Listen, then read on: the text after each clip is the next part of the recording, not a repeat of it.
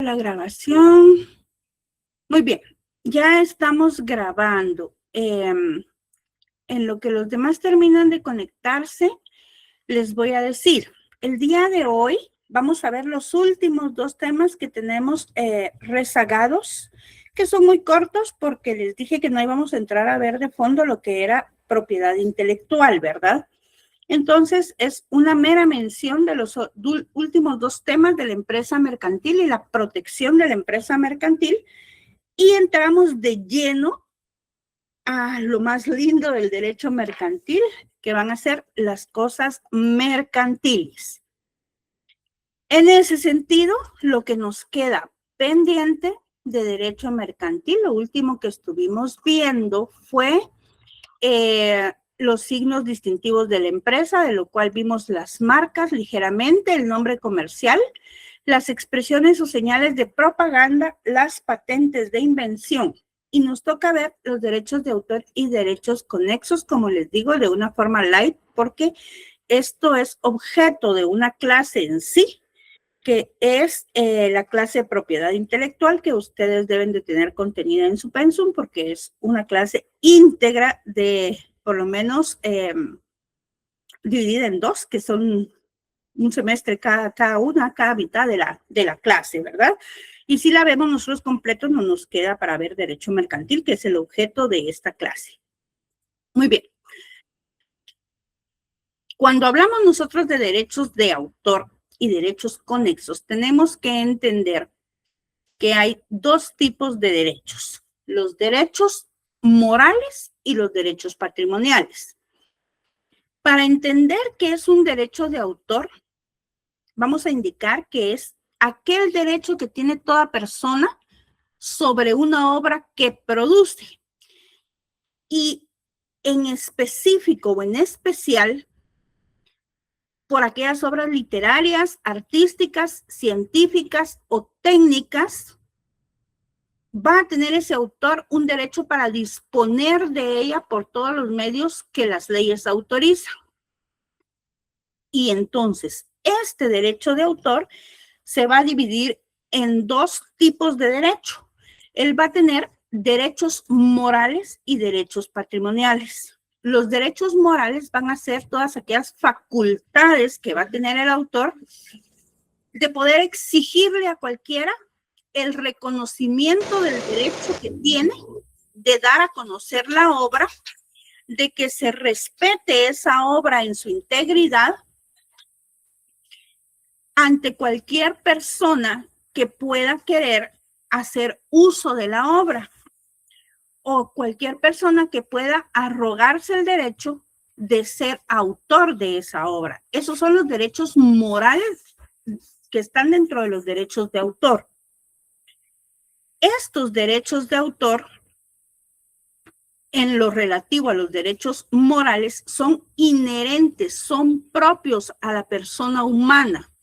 Son inalienables, son inembargables, son irrenunciables y son imprescriptibles.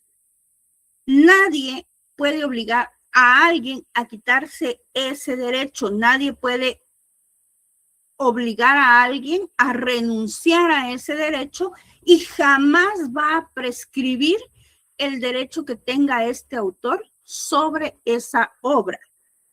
¿Sí? Entonces, esto de los derechos morales va a responder a una doble fundamentación. Número uno, la tutela del autor por ser el creador de la obra.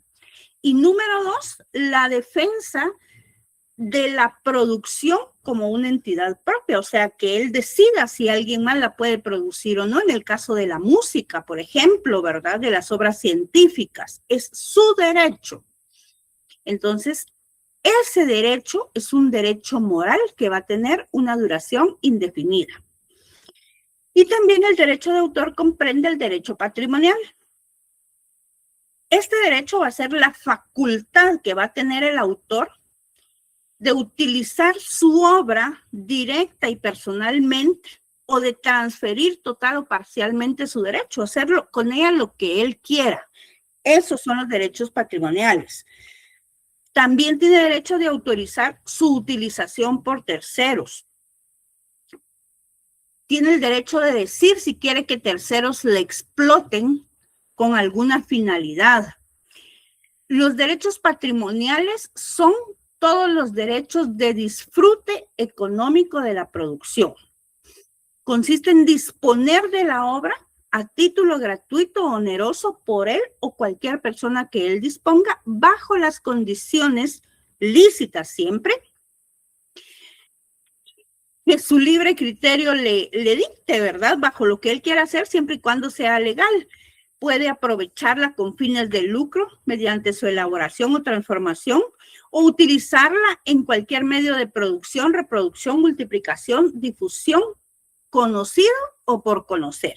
Él decide si quiere hacerlo solo él o piensa cederle esos derechos patrimoniales a otra persona.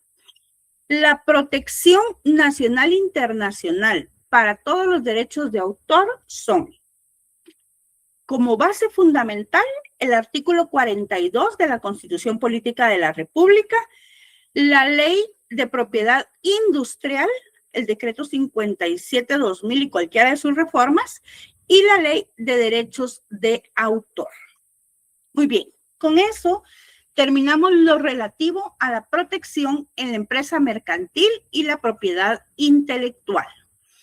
Y ahorita que ya estamos 54 personas conectadas, ingresamos de lleno, ahorita le voy a dar la palabra al licenciado Edwin, ingresamos de lleno al meollo, al centro, a lo maravilloso de derecho mercantil. ¿Qué manda, licenciado Edwin? Buenos días. Sí, buenos días, doctora. Si me escucha bien, por ahí que hay un poquito de bulla. No tenga pena, le escucho. Sí, usted habló digamos, de los derechos, digamos, de música, de una obra literaria, pero ¿qué sucede con los derechos, digamos, del desarrollo de software o el desarrollo quizás de un logotipo que haga un diseñador? ¿Entra dentro de eso mismo? Sí y no. Bueno, sí, dependiendo bajo qué carácter lo haga el diseñador de un software. Si el diseñador es un diseñador independiente, son sus derechos de autor siempre. Y él y solo él va a poder disponer de ellos. Si él es dependiente de una empresa y esta empresa tiene una serie de desarrolladores dentro del sistema informático, aunque haya una persona individual que haya realizado esta creación, el invento seguramente va a pertenecer a la persona que paga el salario de este empleado. Y sí entra dentro de los derechos de autor, pero ya sea hacia la persona individual o a la dependencia donde trabaja. Sí, es que, por ejemplo, yo he visto en el ámbito de desarrollo de software que normalmente, pues, dentro del contrato de trabajo, en un documento en especial, se especifica que todo lo que esa persona inventa y desarrolla ahí es propiedad de la empresa. Así es. Pero eso solo lo he escuchado, que en la otra área, que son diseñadores, hablo en el ámbito de publicidad como tal, que ahí es muy diferente, que cuando alguien hace un dibujo, un logotipo, un muñequito de algo, es propiedad de él. Eso he escuchado, pero no lo sé, porque son dos ámbitos diferentes. Diferentes. Sí, por eso le decía en cuanto a lo que usted me habla de software, ¿verdad, Lick? Si la persona es dependiente, va a ser de la empresa, pero por ejemplo, veamos con los primeros que hicieron las primeras aplicaciones que ahora son tan utilizadas, las redes sociales. Fueron personas individuales que crearon bajo su inventiva y su ingenio estas aplicaciones. Aunque hayan sido ya distribuidas y todo, mantienen el control y ya tienen su propia empresa, que ahora es la empresa, la propietaria de todos estos derechos, pero la empresa le sigue perteneciendo al inventor, ¿verdad? Entonces, ninguna otra persona puede arrogarse ese derecho. Ahora bien, por ejemplo, en mi lugar de trabajo, nosotros tenemos una dirección informática, ¿verdad? Y en la dirección informática hay servicio, hay infraestructura y hay desarrollo, hay un departamento de desarrollo, porque lo que hacen va bien enfocado al lugar que trabajo. Entonces, el desarrollo, nosotros tenemos a una empresa subcontratada para todo lo que es desarrollo de informática enfocado a mi lugar de trabajo.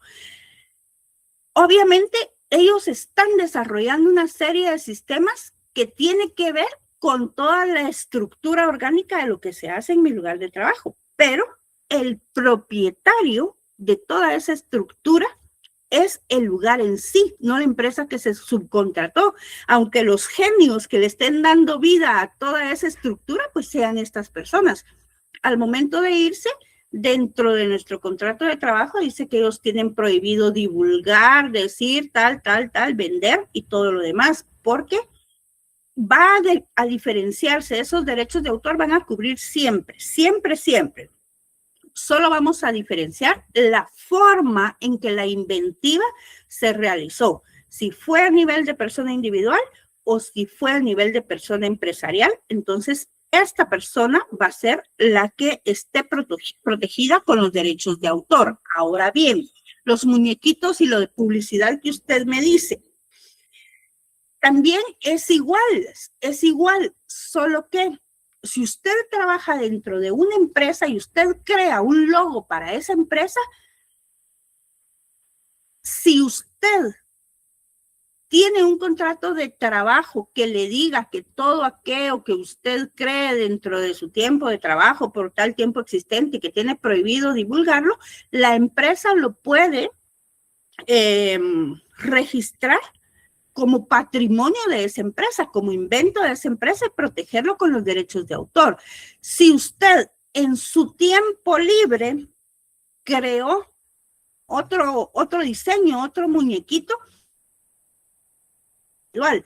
El problema que se puede dar aquí, donde habría ya una intervención judicial por derechos de autor, es cuando usted trabaja para, qué sé yo, una empresa avícola y usted crea un pollito que es la imagen de esa empresa avícola y es un pollito ya conocido, pero usted en su tiempo libre va a crear un pollito muy similar, solo que le va a poner ciertas características diferentes, pero va a hacer alusión dentro de un eslogan o algo así al pollito que creó para la empresa. Ahí puede haber conflicto con derechos de autor, porque la empresa, dentro de la contratación que le hizo, le puede tener una cláusula dentro de su contrato que diga que usted por tanto tiempo tiene prohibido diseñar imágenes parecidas a las que tenga la empresa, taca. Esto, y es ahí donde ustedes tienen que entender lo bello de esta profesión.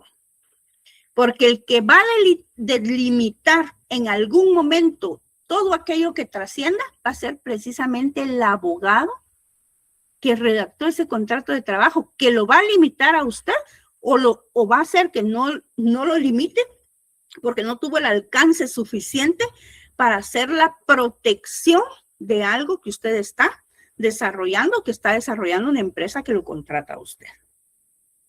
Ok, le agradezco mucho la explicación, doctora.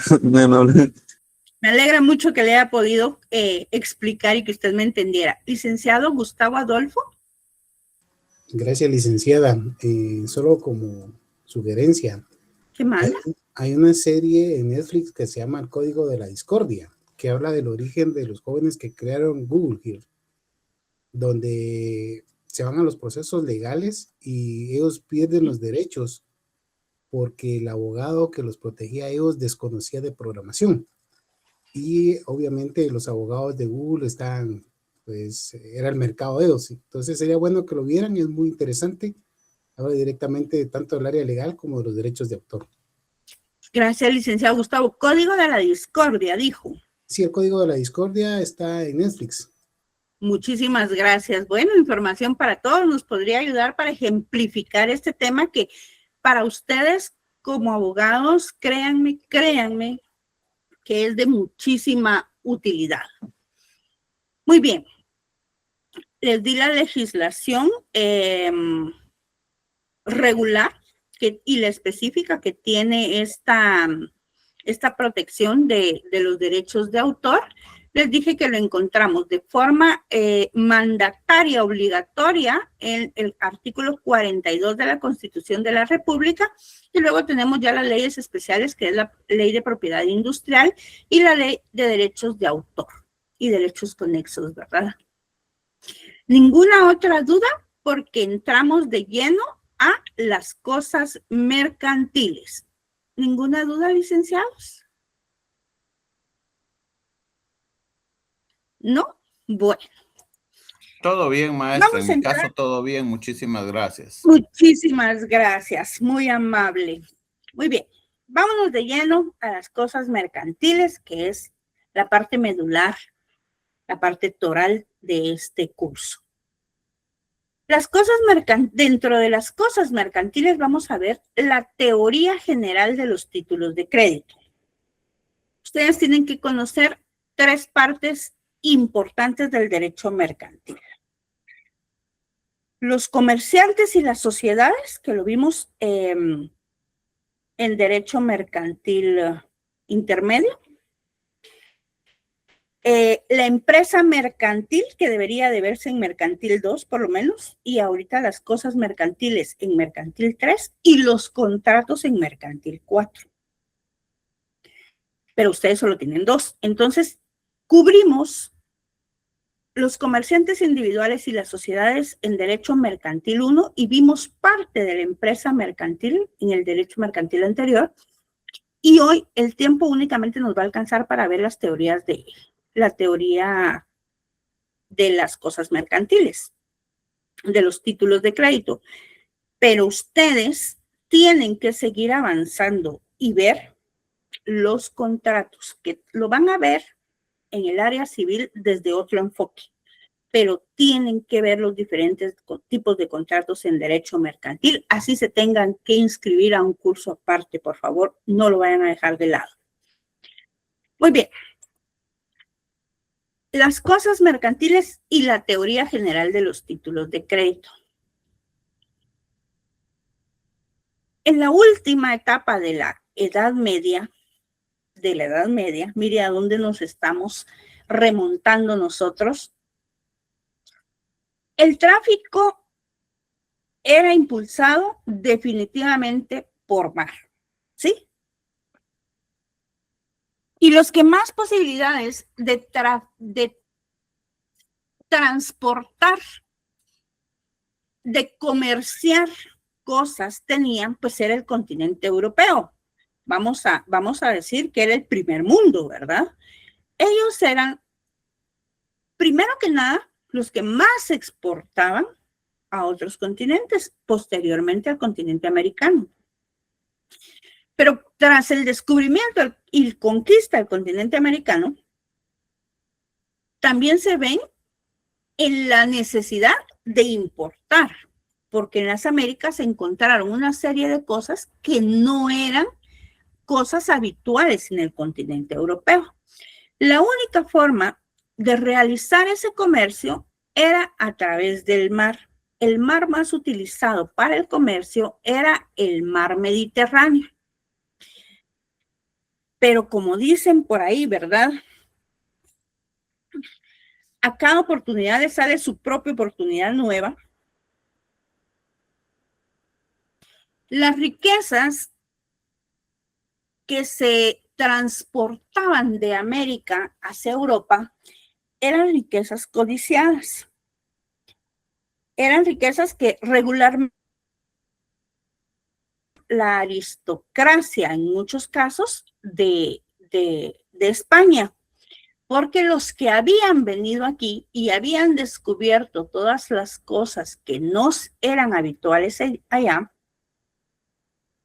pues las saqueaban de acá, enviándolas, y algunos las enviaban solo para el rey, y habían personas que también llevaban cosas para sus familias.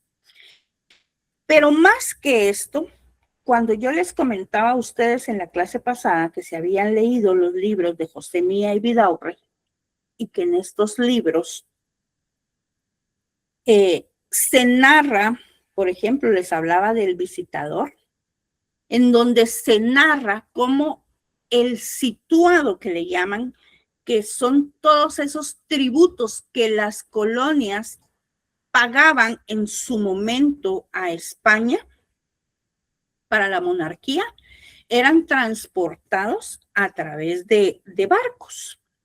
Y hubo un momento en que hubieron tantos españoles al servicio de la corona española dentro del territorio guatemalteco, porque teníamos a los encomenderos de indios, teníamos a todo el clero que enviaron a Guatemala, teníamos a todas las personas de gobierno y sus familias, que había veces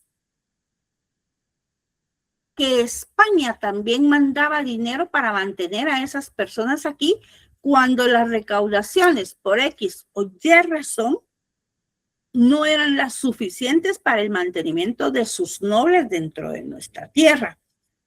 Cuando hablo de nuestra tierra no me refiero solo a Guatemala, sino todo el continente americano. A este transporte de dinero se le llama situado. Es lo que se narra en el libro del Visitador. Pero este transporte marítimo que se hace de especies, de dinero, de mercancías, de todo lo imaginable que pudieran transportar, empieza a ser codiciado por los ingleses, sobre todo por los ingleses que tenían un desarrollo marítimo muy parecido al de España. Y dentro de estos ingleses, dentro de toda la historia inglesa, aparece un pirata, un corsario, Sir Francis Drake. Sir Francis Drake se convierte en un corsario en los años de su juventud y era un temido atacante de todos estos barcos que transportaban riquezas hacia España. Hace unas embarcaciones y se lanza al mar vigilando todo este transporte de riquezas a España y asalta los barcos con estas propiedades y los lleva a la monarquía inglesa. Cuando los lleva a la monarquía inglesa y todos los servicios que Francis, porque en ese momento era Francis Drake, le brinda a la monarquía inglesa captando toda esta riqueza en el mar, la corona inglesa lo nombra Lord. Entonces, desde ese momento se le conoce como Sir Francis Drake. Para el momento que nosotros estamos hablando de nuestra historia en derecho mercantil,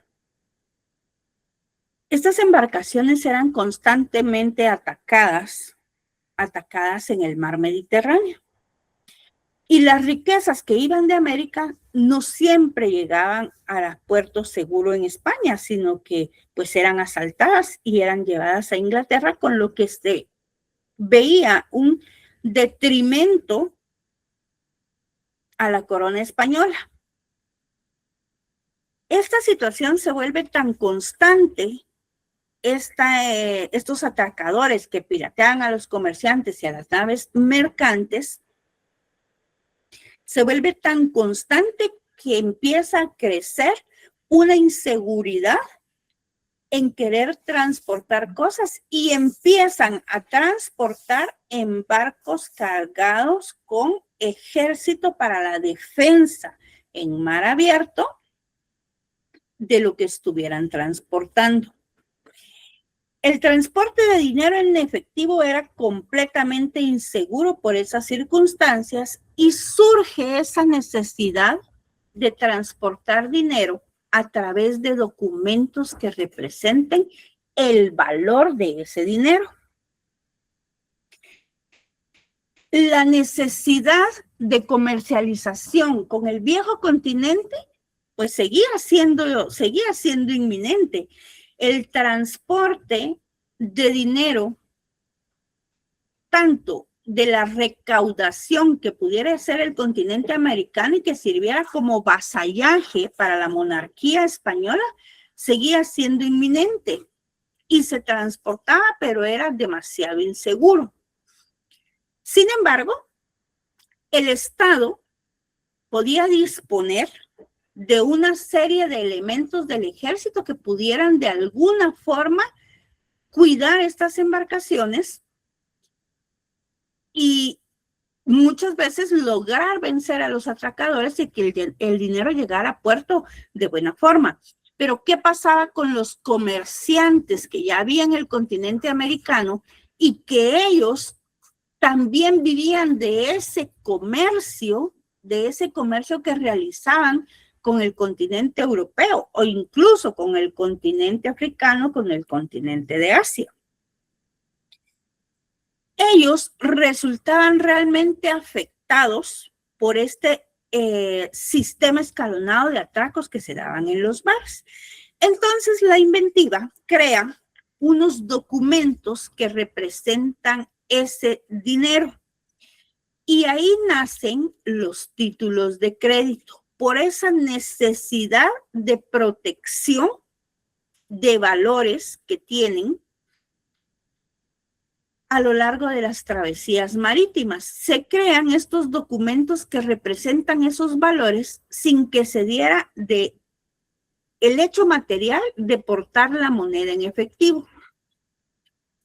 Entonces, los banqueros situados en los diferentes continentes empiezan a utilizar títulos de crédito que llegaban a esas necesidades.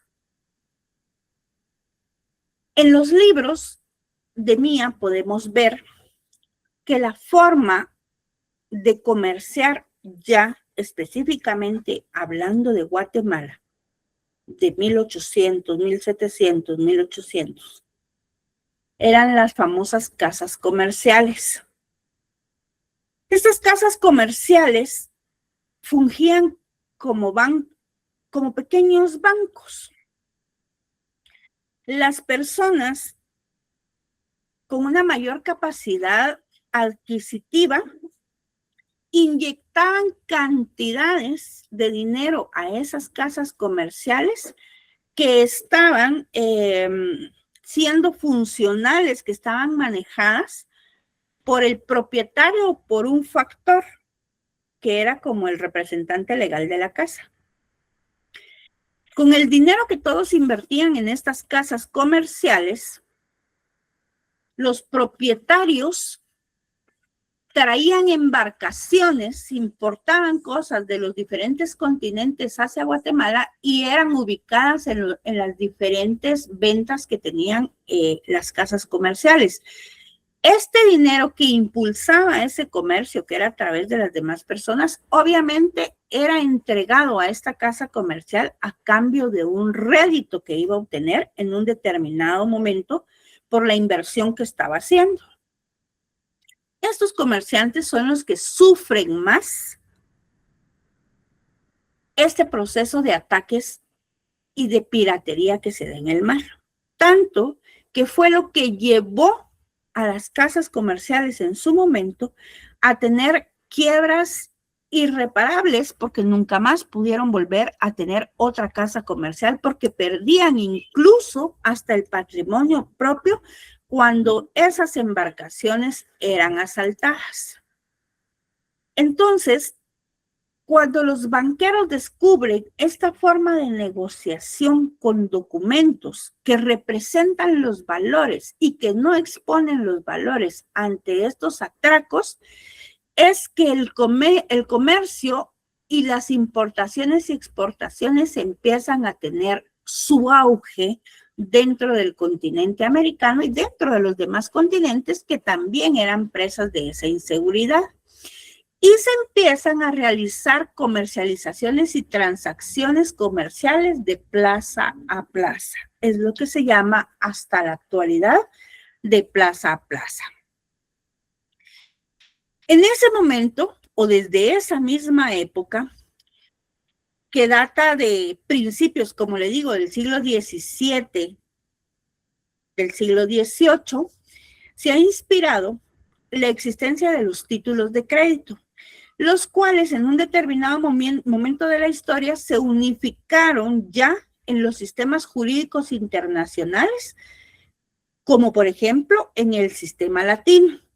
No se hizo popular, por decirlo de alguna manera, en el derecho inglés y en el norteamericano, en donde en ningún momento lograron como consensuar ni se llegó a uniformar los criterios sobre la creación de los títulos de crédito.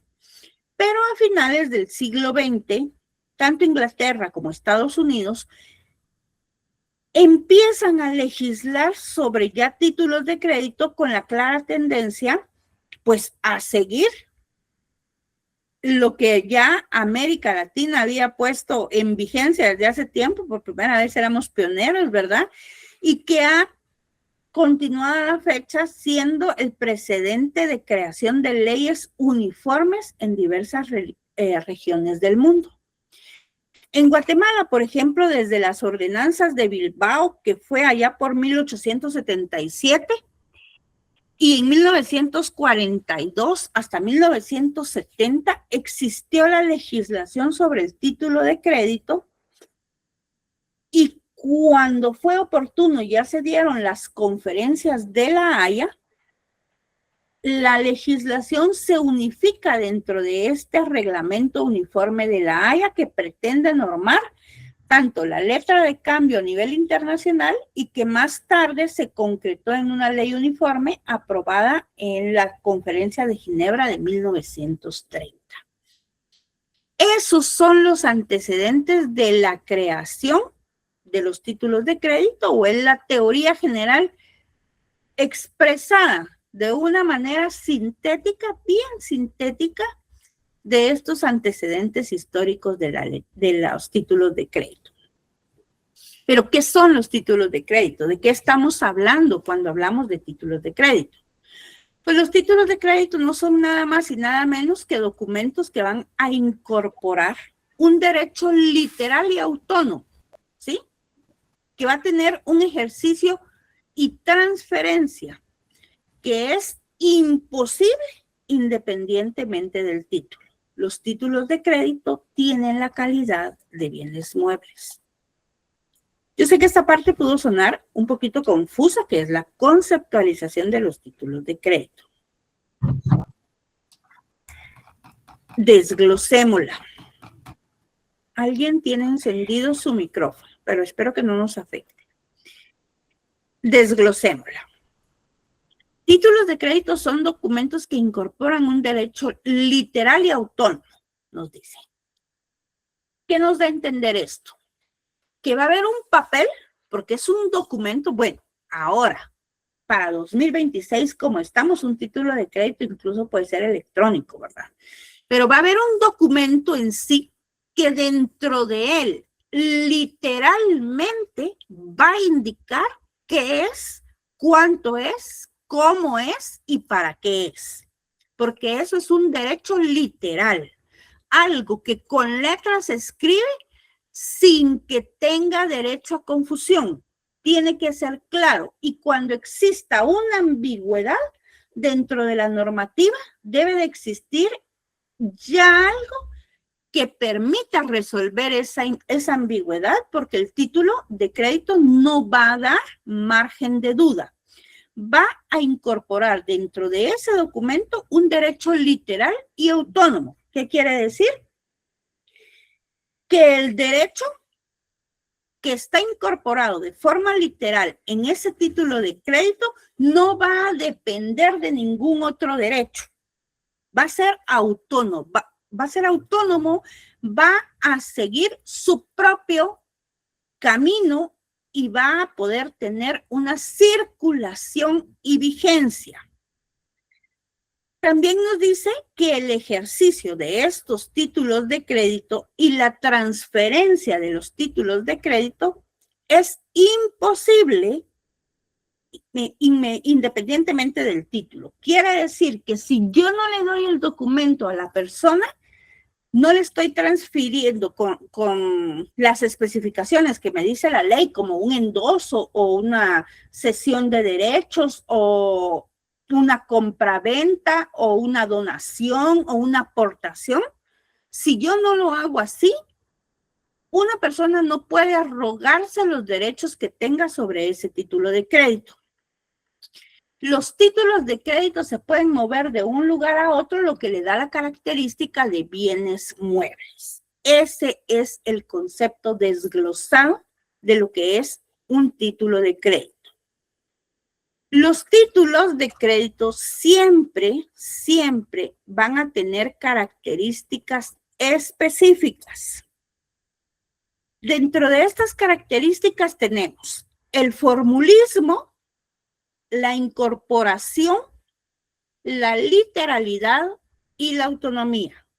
Eso ya lo hablamos de forma condensada en el concepto, pero ahora vamos a hablar de cada una de esas características. Si alguien tiene duda, interrúmpame. Me habla, yo repito, con todo gusto. Pero tenemos que ver la teoría y entenderla para después ir por cada uno de los títulos y saber para qué y cómo funciona. Cuando hablamos nosotros de formulismo, estamos diciendo que el título de crédito va a ser un documento que va a estar sujeto a una fórmula especial de redacción y que debe de contener los elementos generales de todo título más los especiales de cada uno en particular. Siempre un título de crédito va a tener elementos generales y elementos especiales. Esos elementos generales y elementos especiales son parte del formulismo, que es una de las características de los títulos de crédito. La forma que se le dé al título es la esencial para el negocio jurídico que se esté realizando. Y también va a ser la esencial en aquel aspecto procesal que dependa de este título de crédito, la reclamación que puede darse ante tribunales de justicia de un título de crédito o de la reclamación de derechos sobre un título de crédito en particular, ya que este documento va a ser eficaz siempre y cuando contenga los requisitos que la ley exige. Ese es el formulismo, la fórmula que da forma a este título de crédito. La siguiente característica es la incorporación. Cuando hablamos de incorporación tenemos que entender que el derecho no es algo accesorio al documento, sino que el derecho en sí está metido en el documento, está dentro del documento. Por eso decimos que el documento es autónomo. Ese derecho está incorporado en el documento y forma parte de ese documento. De tal forma que cuando yo transfiero el documento, también transfiero el derecho contenido en él. El derecho se transforma, de hecho, en algo corporal, ya que es un documento el que contiene el derecho. Si un título se destruye, desaparece el derecho que en él estaba incorporado, pero no quiere decir que vaya a desaparecer la relación causal que generó la creación del título de crédito. Ya que si bien es cierto, nosotros podemos perder, extraviar un título de crédito, va a existir una relación causal. Para que entendamos esto de mejor forma es, a mí alguien me paga con un cheque y yo pierdo el cheque antes de cobrarlo, puedo recurrir a la relación causal que le dio origen al título de crédito, aunque estoy utilizando vamos a ver dentro de los títulos de crédito los cheques, pero el cheque en sí va a ser más un título valor.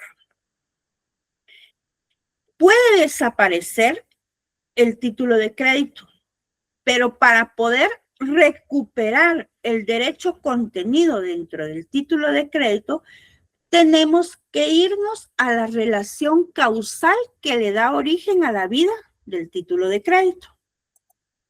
Entonces, esa relación causal que genera la creación del título de crédito es la que hace valer por otros procedimientos el derecho incorporado a este título y desaparece junto al documento sin perjuicio de derecho a pretender su reposición.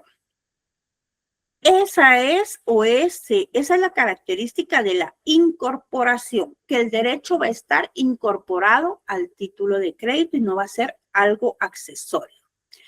La siguiente característica es la literalidad, que hablábamos en el concepto. El título de crédito en el título de crédito se encuentra incorporado un derecho, pero los alcances de este derecho van a estar regidos por lo que diga literalmente el título de crédito. En contra de eso, no se puede oponer prueba alguna. Esta sí es una regla general. Por eso es la característica de la literalidad. Yo le puedo decir a alguien, le extiendo un cheque por 1 millón de quetzales, pero resulta que no sé escribir 1 millón de quetzales y pongo solamente 100,000, no sé cuántos ceros lleva 1 millón, la persona va a poder reclamar ¿qué cosa? Lo que la literalidad del título de crédito está reflejando, solamente 100,000. Claro que puede haber un proceso judicial y puedo irme a la relación causal y pueden hacerme pagar los 100,000 dependiendo de todo lo estructurada que esté la relación causal. Pero el título, la incorporación literal que tiene el título es una muy diferente a la que se está reclamando.